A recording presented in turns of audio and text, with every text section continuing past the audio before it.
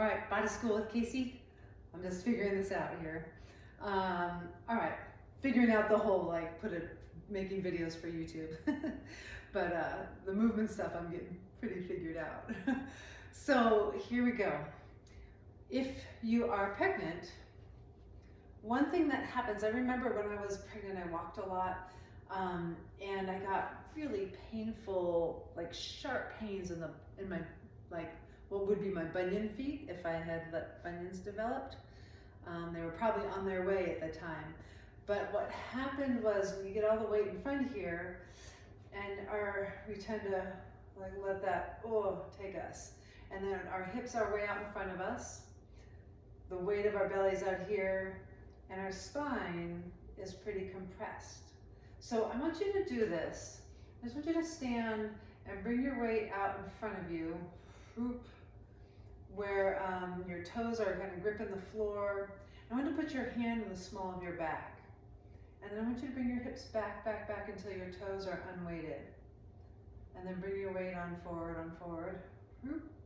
So if you have any lumbar pain, if you have any low back pain, which I did for, like I said, decades, because I did this, and it was really bad when I was pregnant, you'll feel the small of your back. You'll feel that lumbar curve, that L4, L5, get smaller, like crunch, crunch, crunch, crunch, crunch as you come forward, and then open, open, open, open, open as you come back. So what you have to do, and that's what standing with your back against a wall, your butt against a wall, your bra strap against the wall, gets you accustomed to having your weight back, loading into your heels, which loads into your hips, which also puts your torso over your pelvis. And then all the weight of your organs, of your skeleton, of your head, all the weight of that sets on your hips and on your pelvis. And then as you walk, as you move, as you stand, as you go through your day, the weight of your body is toning and working your pelvic floor, which prepares you for birth, right? So, like I said, some of us are here, there's no engagement. I don't know, maybe you can see my belly just went blah. There's no engagement in our abdomen. Our spine is crunched. There's also no weight on my pelvic floor. And really the only thing that's getting, nothing is lining up to prepare me for birth. I'm not having a baby, I'm just letting my belly chug out here now. I'm just speaking to people who are, and to all of us really, because can you see that difference? If I'm out here, my belly is hanging out, and if I come back, and I put my weight over my hips, over my heels, my abdomen starts to do its job of holding in what's in here and holding me upright. And then again, all that weight works to tone and prepare your pelvic floor for giving birth. One more element to this that's really important.